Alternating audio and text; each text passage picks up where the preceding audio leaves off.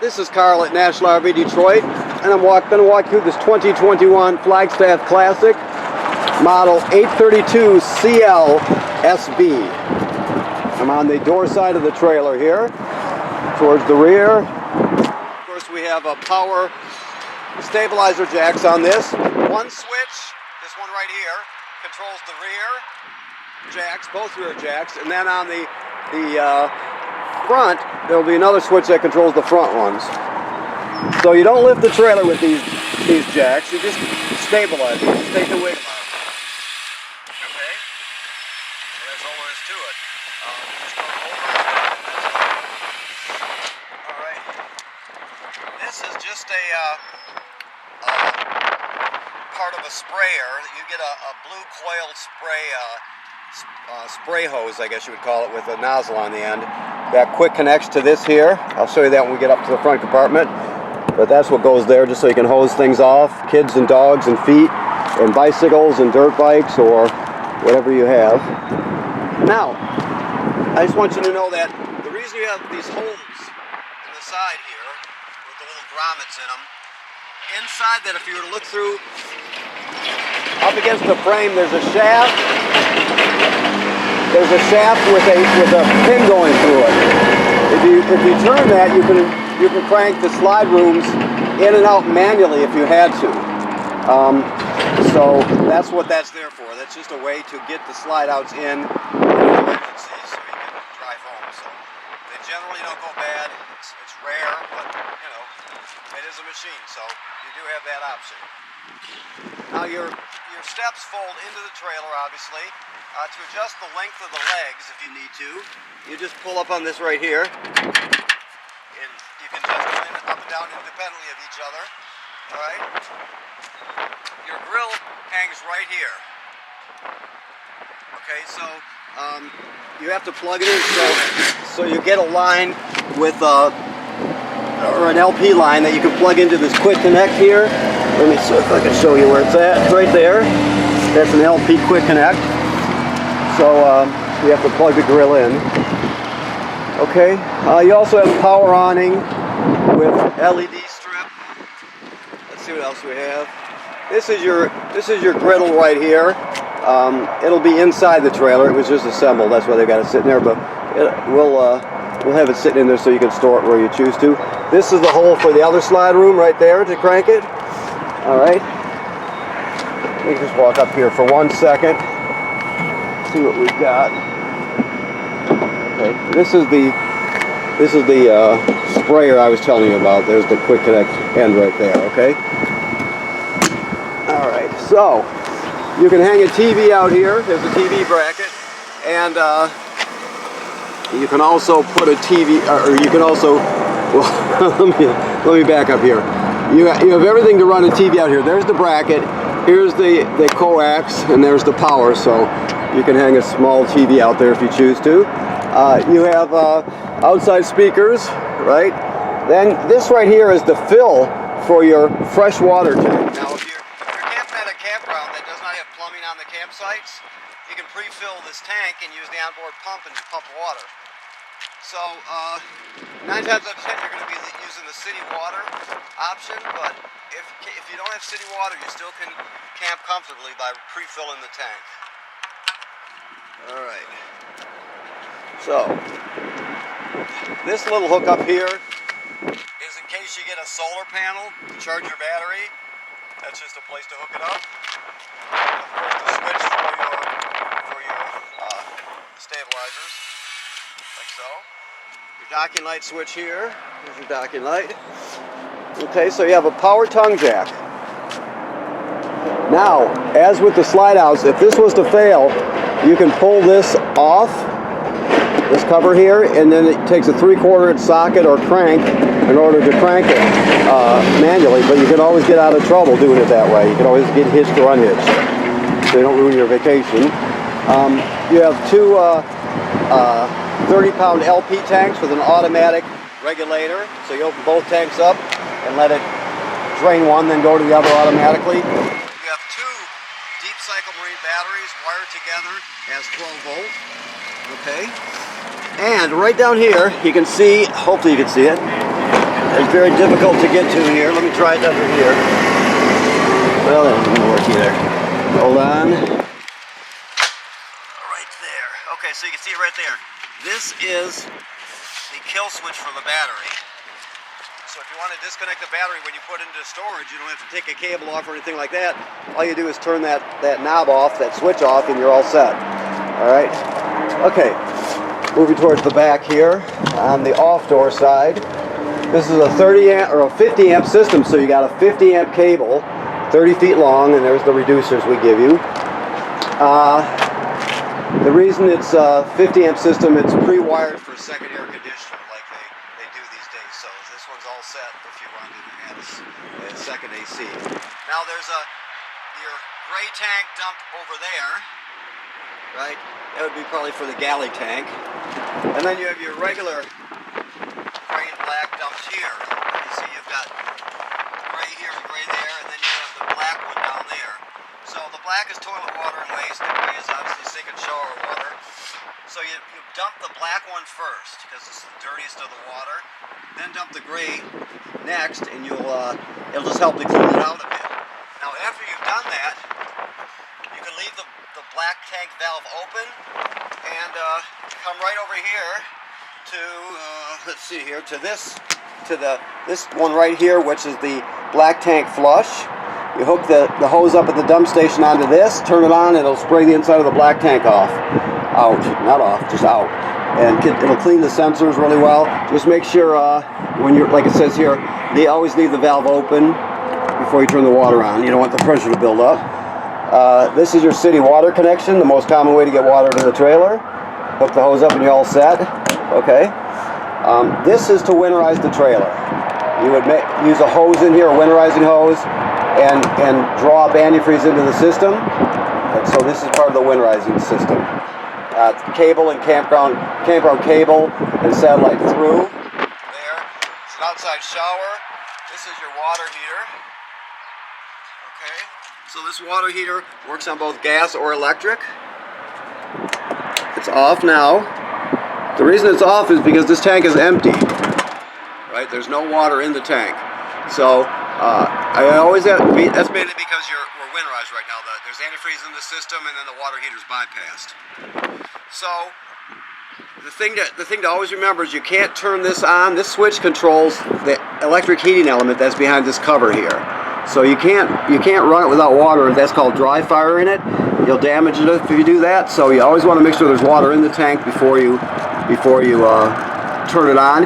You can also run this on gas. The switch is inside, but just like with the electricity, you want to make sure there's water in it before you turn on any energy source at all. Okay.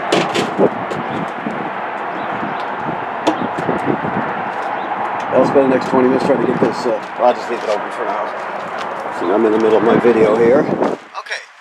So this little table here is a utility table that hangs next to the grill. This bag here is for your cord.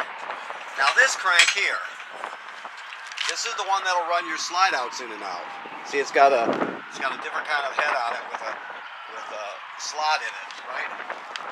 Also, you have this one here, which is a 3/4. That one you can use to bring your tongue jack up and down if it fails, using this one here. So those are your two cranks. All right. Now this is pre-wired for a backup camera. You can tell by the housing there. It's a Furion camera, and it's got to fit in that housing. So you can get them here, you can get them elsewhere. The bottom line is just make sure you get the right one to fit in that housing, because it's all set up already. You have a ladder to get on the roof, which is a great thing because you have to inspect your roof every 90 days or so. You figure you're going to go out in the spring, the middle of summer, and in the fall, and go up there or have someone else go up there, check for cracking or separation in any of the sealant,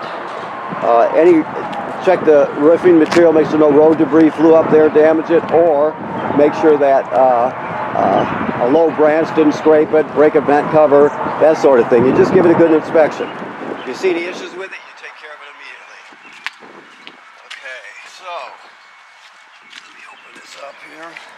Give me 1 second. Okay. Alrighty, so here we go.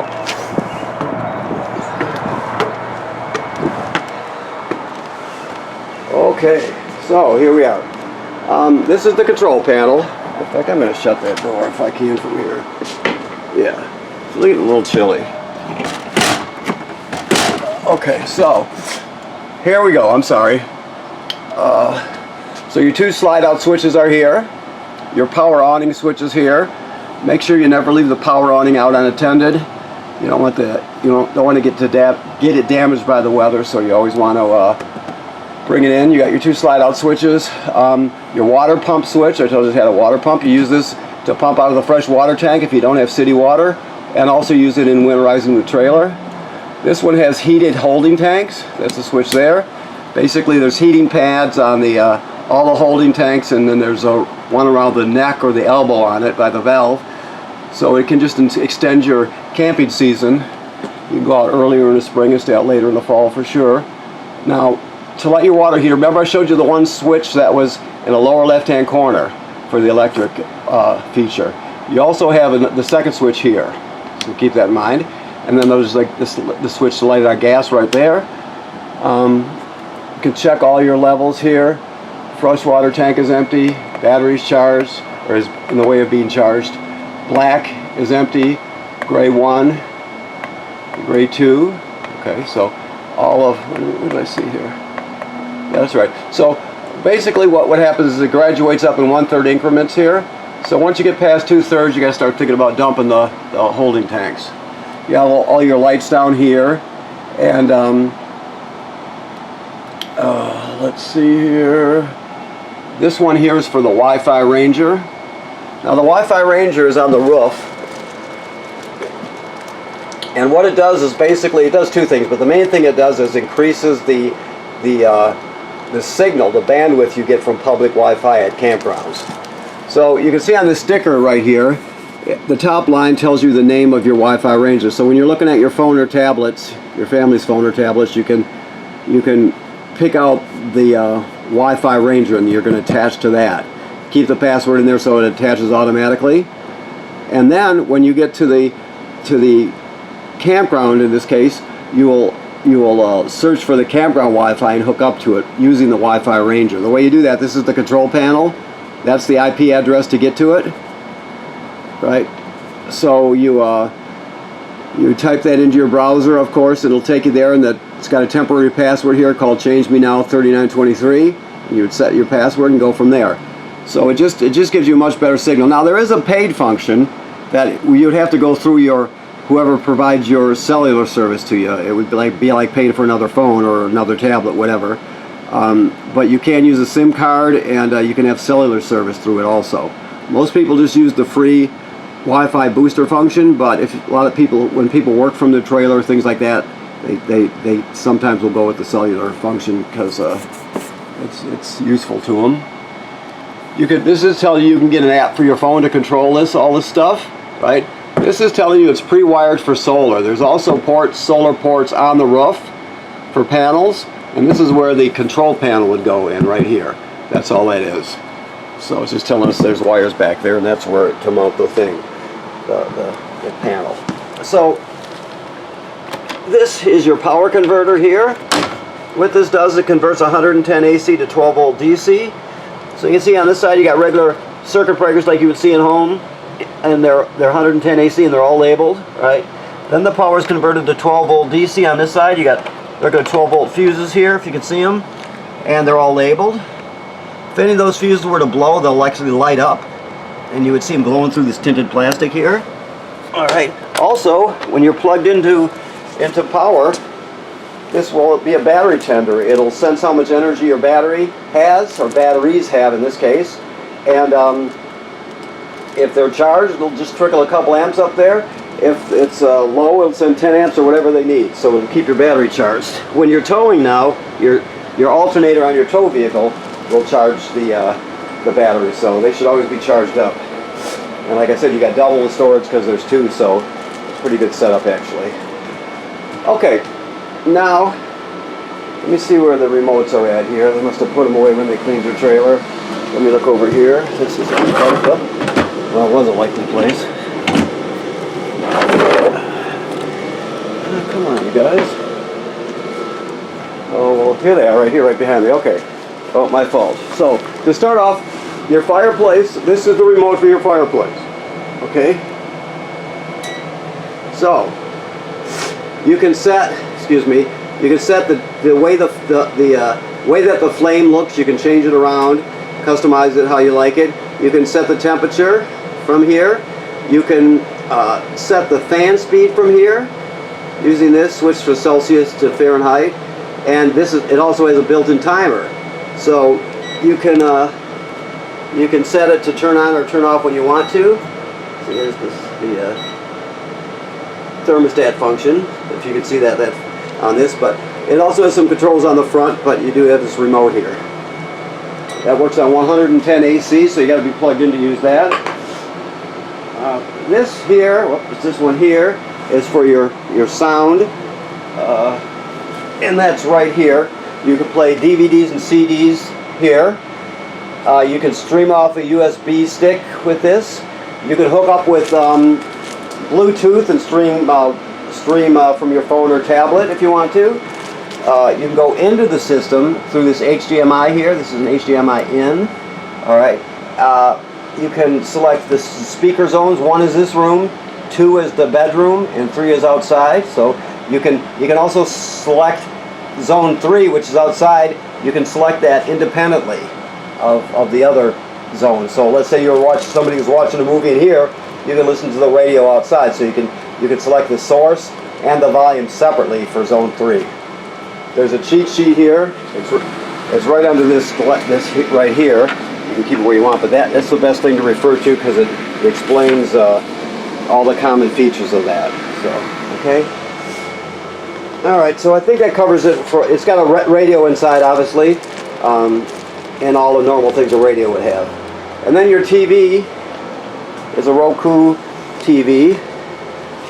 So I'll just show you the remote. As a matter of fact, I've got a different brand, and it's got the exact same remote. But you can see you got Netflix and Disney Plus and Hulu and what have you.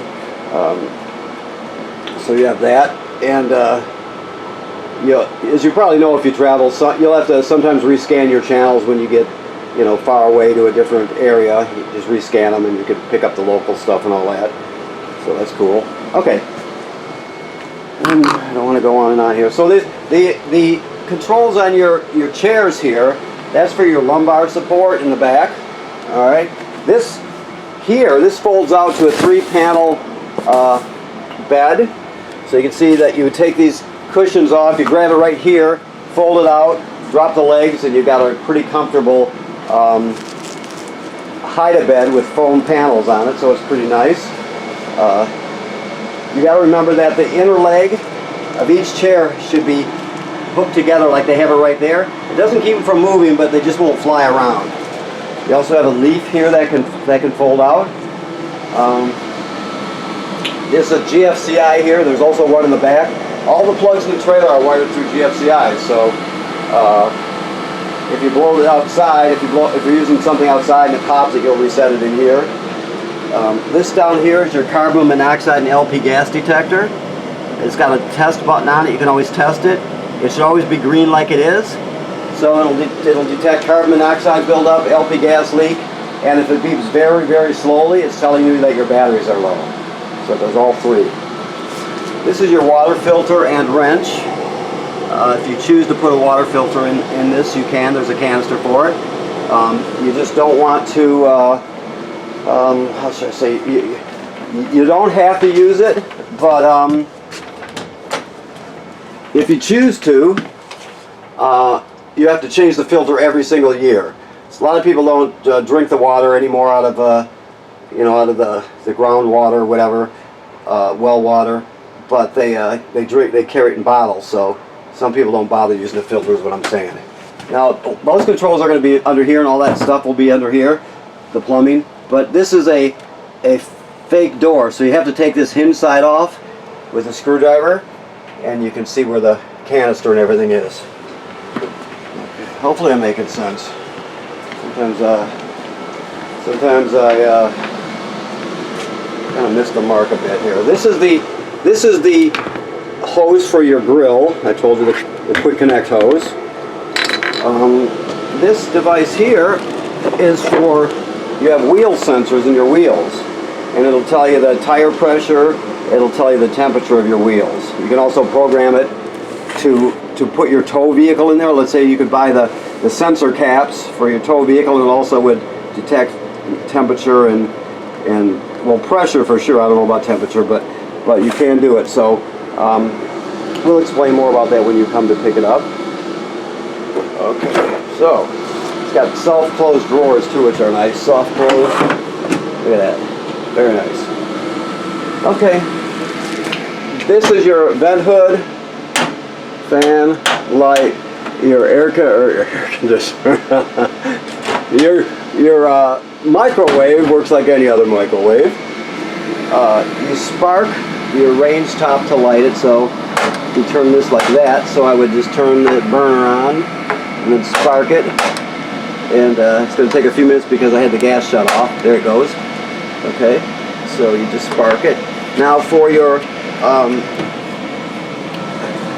oven, it's a little bit different. You see me sparking back there? That's the pilot light back there. So what you do is you go to the oven knob, which is the one all the way to the right. You go to the picture of the flame, and then you depress it and hold it. Then with the other hand, you're going to spark this by turning it clockwise until the pilot light back there lights. After it lights, you're still holding this in, of course. You wait another 10 seconds to heat it up, and then you just go to operating temperature. But when you shut it off, the flame goes out, but so does the pilot light. So you have to relight the pilot light each time you use the oven. Okay, I'm going to walk over to the thermostat and turn it down. It's getting kind of hot in here. So, the thermostat has 2 zones. You don't have the second air conditioner here, but this is where it would go. You see that sticker's telling you that it's pre-wired. Basically, the vent comes out and the air conditioner would pop in there. It's telling you right here that the wiring for the sensor goes right here, right? So it's pre-wired. That would be zone 2, I suppose. So you don't really have to pay attention to it now because there's not a second AC, but it's all ready to go. So you can go through the systems. Heat, you keep pushing it, it'll go through heat, fan, AC, that sort of thing. And then mode is what is it doing. So right now we got gas heat going. And if I wanted to shut it off, I would go to off. Okay, but we'll go back on, and I'm just gonna, they got it set up to 82, no wonder it's getting hot. I'll bring it down to 70-ish. Go to 68, there we go. Okay, let me see if I remembered everything up here. Okay, yes, I think I covered everything up here. Oh, the refrigerator, that's right, okay. So, the refrigerator is a gas absorption refrigerator. It works on 110 AC or LP gas. This is how you tell, this thing right here is how you tell what it's doing right now. Right now it's on auto. If you see the dot is right over here. It's on auto, and that means it'll seek out electricity, and if it can't find the electricity, it'll switch over to gas. So you do that up here. This is the on and off button. Okay, this is how you select the modes. It'll show you up there what you're selecting. That's auto, that's gas. You see the light went over there. Auto. So generally, to make a long story short, you're going to run it on auto, and it'll always seek out electricity and use it if it's available. Otherwise, it'll switch to gas. I guess I could have just said that right up front. It would have saved a lot of talking, huh? Okay, let's see. So your bathroom, you have a 4-speed fan, which is great. Keep in mind you want to run the fan when you use the shower, because these trailers are built so tight now that the humidity won't escape. So you want to pull it out. So you definitely, when you shower, you want to run that. Also, if you got it's a cool night and there's a lot of people over, and they're starting to get condensation from their breath, you can turn this on low and it'll suck that right out. So it's a good fan. The thing to know about the shower is this device right here, which is called a shower miser, right? So basically, what it does is recirculates water while it heats up. So when you turn on hot water, instead of it just coming from your demand tank, let's say, and going right down the drain into your gray tank, using up space and using up water, you can set it to recirculate, right? And it'll just, when you turn on the hot water, it'll just keep pumping the water around in a circle, right? When it heats up, it'll change color. You'll see it change more to a beigeish color. There's a few different ones. I think this one's beige. You'll see a noticeable color change anyway. And you'll know the water's hot, then you can go to regular operating mode. But that's all it is a water recycler. And it recycles the water in a loop until it heats up. Okay. The other thing to remember is the toilet, if you haven't owned a trailer before, the black tank is directly below. There's the flush pill right here. The black tank is directly below. And you can't use it dry. So when you get to the campsite, you hook up your water and your power and all that sort of thing. You'll come in here and you'll just step on the pedal, opening the trap. Water will swirl around, and eventually you'll put about a gallon in there or so. You don't have to be exact, and there's no way to tell exactly what a gallon is. Just use common sense, get some water in there, and you're all set. So anytime you're starting out with your black tank dry, meaning it has been dumped, you have to put water in the toilet before you use it. Okay, so you have a backer here. For another TV, you would want to get the one that locks into place here and swings over this way towards the bed. So you can see it, of course, and you got hookups up there. All the normal stuff that you would expect up here. You got a nice wardrobe.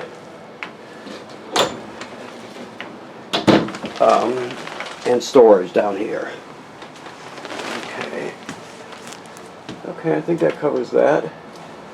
Alright, I don't want to forget anything here, but these Flagstaffs are very, very nice trailers. I've worked with Rockwoods. I've been doing this for like 12 years or more. And I started off working on Rockwoods, which is the same trailer as a Flagstaff. Just different decals, basically, and different trim. But I've spent the last, I don't know, I think maybe 7 or 8 years working with the Flagstaffs. And they are, as trailers go, this is the one to buy for the money. So you made a good choice. And I'm not saying that because I'm not a salesman. I'm a mechanic. So okay. So I think that covers everything. So I want to remind you that, like I said, you want to inspect that roof regularly. That's very important when you own a trailer. It's not this trailer. It's every trailer ever made that you have to do that to. And remember, I said the water heater is bypassed and it's winterized right now, so keep that in mind, okay? All right, thank you very much.